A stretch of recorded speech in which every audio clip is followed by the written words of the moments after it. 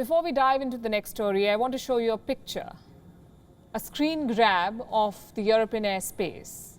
It was posted by Charles Michel, the European Council President. Look at the bald spot in the middle of this picture. That's Belarus. Flights from Europe are keeping away from Belarusian airspace. They're taking the longer way around Lithuania. This picture is our story tonight. On Sunday, Belarus grounded a passenger flight, and they faked a bomb threat just to arrest a dissident. Today, the world community is reacting through statements, sanctions, and boycotts. They're throwing everything at Belarus and its dictator, Alexander Lukashenko. Will the pressure work this time? We'll answer that question in a bit. But first, let me tell you what happened in Minsk in the last 24 hours.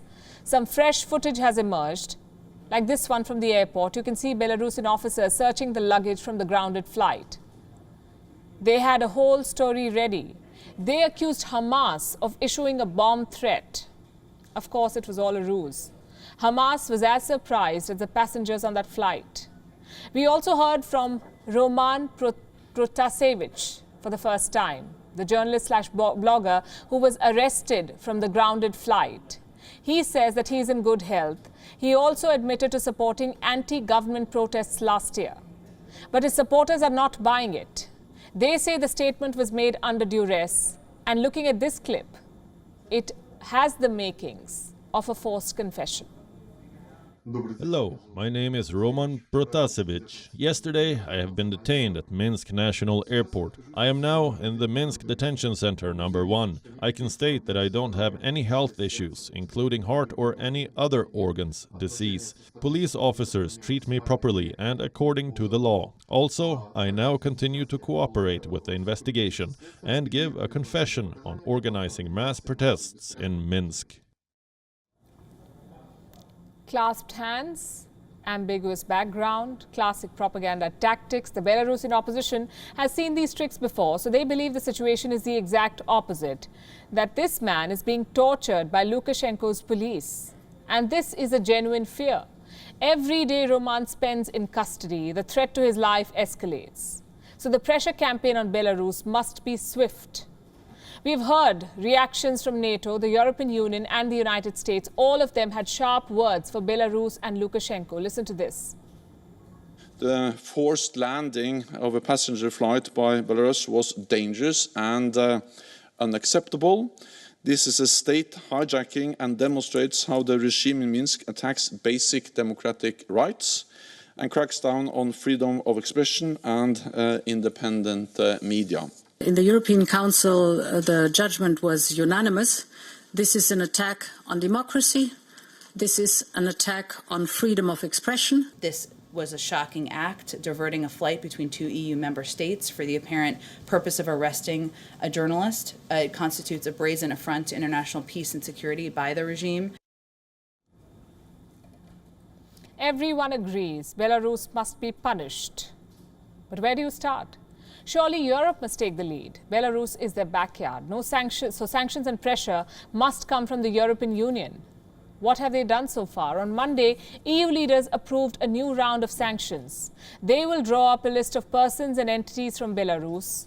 Who will feature on this list? Lukashenko's allies, his business interests, and possibly state-run companies. These will hit Belarus in the long run. But the immediate pinch will come from aviation. This is what Belarusian airspace looks like. The few flights that you see are either domestic or Russian. All European operators have been asked to steer clear, and they have responded to this call. Air France, Lufthansa, British Airways, they have all started flying around Belarus now. So pressure is piling up from Europe.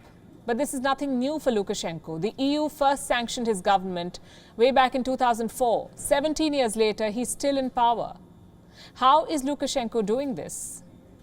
You see, Belarus is blessed by the reality of geography, and Lukashenko uses this to his advantage.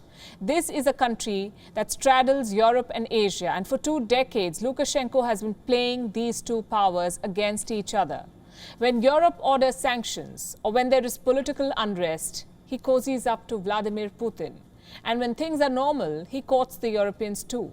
It's a strategy that has worked perfectly for him, which is why he's doing it again. Russia says it had no knowledge about the plane diversion, but it's difficult to imagine Lukashenko pulling this off without informing Moscow. President Putin has offered his complete support to Belarus. Guess who else is backing them? China. And we should not be surprised. Grounding a plane to arrest a dissident is exactly something that China would do.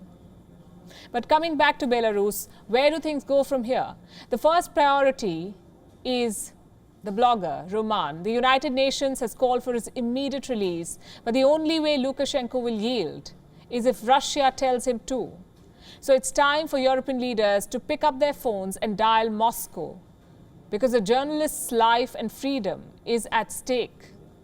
The second priority is to investigate the plane diversion. The UN Civil Aviation Agency will meet on Thursday. They're expected to order a detailed investigation. As for Lukashenko and his country, it cannot be business as usual.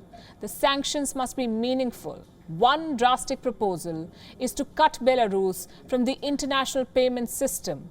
This would paralyze the government financially. It would also send a stern message that the world means business. But as always, the condemnation is stronger than the sanctions. And the words are sharper than the intent. WION is now available in your country. Download the app now and get all the news on the move.